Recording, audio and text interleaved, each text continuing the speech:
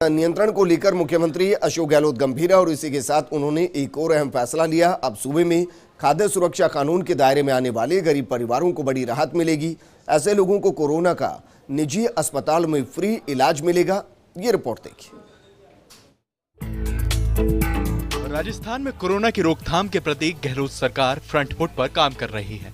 फिर चाहे वो जांच का दायरा बढ़ाने की बात हो या फिर कोरोना मरीजों की सुविधाओं को लेकर लिए गए फैसले हों, हर मोर्चे पर गहलोत सरकार ने मरीजों को बड़ी राहत दी है। इसी कड़ी में खाद्य सुरक्षा योजना के दायरे में आने वाले परिवारों को बड़ी सौगात दी गई है। चिकित्सा मंत्री डॉक्टर रघु शर्मा ने बताया है कि गहलोत सरकार के अहम फैसले के तहत राष्ट्रीय खाद्य सुरक्षा योजना के लाभार्थियों को राहत मिलेगी और योजना के लाभार्थी निजी अस्पतालों में मुफ्त में कोरोना का इलाज करा सकेंगे, जिनके इलाज का खर्च राज्य सरकार उठाएगी। कोरोना महामारी के चलते मुख्यमंत्री जी ने राज्य की जनता के हित में कुछ फैसले लिए हैं। एक तो जो राष्ट्रीय खाद्य सुरक्षा से जुड़े हुए लोग हैं, वो अगर कोविड पॉजिटिव हैं और किसी प्राइवेट हॉस्पिटल में इलाज कराना चाहते हैं तो उनका पूरा रिएम्बर्समेंट होगा। राजस्थान के अंदर 1300 नए वेंटिलेटर्स और प्रिक्योर किए गए हैं, जिनमें कुछ पोर्टेबल है और कुछ दूसरे हैं। हालांकि वेंटिलेटर्स की हमारे यहाँ पर्याप्त संख्या मौजूद है, लेकिन पॉजिटिव केसेस की संख्या जिस रूप में बढ़ रही है उसको देखते हुए राजस्थान में कोरोना के बढ़ते मामलों को लेकर चिकित्सा मंत्री डॉक्टर रघु शर्मा ने बताया है कि प्रदेश भर में 30,000 कोरोना टेस्ट प्रतिदिन कराए जा रहे हैं। सरकार कोरोना टेस्ट क्षमता और टेस्टिंग संख्या में लगातार बढ़ोतरी कर रही है। एग्रेसिव टेस्टिंग का ही परिणाम है कि कोरोना के ज्यादा मामले अब सामने आ रहे हैं। सरकार की मंशा है कि प्रदेश में कोरोना से होने वाली मृत्यु की दर 0 पर आ सके। इसके लिए सरकार हर संभव प्रयास कर रही है। उन्होंने कहा कि सुकून देने वाली बात यह रही कि जुलाई अगस्त में प्रदेश में कोरोना से होने वाली मृत्यु दर घटकर 1% तक आ गई थी। वर्तमान में कोरोना से होने वाली मृत्यु की दर 1.5% है।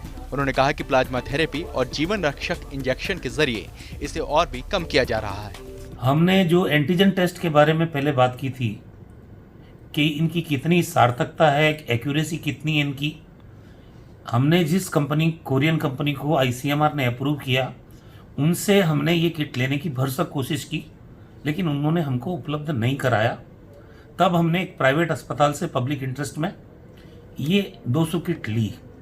जो ऑलरेडी नेगेटिव केसेस थे 200 पे हमने अप्लाई किया, 89 उसमें नेगेटिव थे, उनको तो इन्होंने नेगेटिव बता दिया। लेकिन जो RT-PCR से 111 केस पॉजिटिव थे, उसमें से भी 57 लोगों को नेगेटिव बताया इन्होंने। सिर्फ 54 लोगों को पॉजिटिव बताया इन्होंने। ये एक चिंताजनक बात है, क्योंकि दिल्ली जैसे प्रदेश में कुल 18,000 टेस्ट हो रहे हैं, उसमें से 12,000 एंटीजन हो रहे हैं। पूरे कंट्री में एंटीजन टेस्ट हो रहे हैं। तो हमने तय किया कि ICMR को लिखा जाना चाहिए कि इसकी एक्यूरेसी 48.6% निकली है हमारे यहाँ।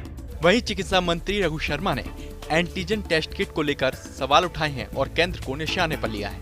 उन्होंने कहा कि हम केंद्र सरकार से एंटीजन टेस्ट किट की लगातार मांग कर रहे हैं, लेकिन चिकित्सा विभाग को अभी तक टेस्ट किट उपलब्ध नहीं कराई गई। मजबूरन हमने एक निजी अस्पताल से सैंपल टेस्ट के लिए 200 किट मंगवाए थे, जो कि जांच में 48.6% किट मानकों पर खरे नहीं उतरे।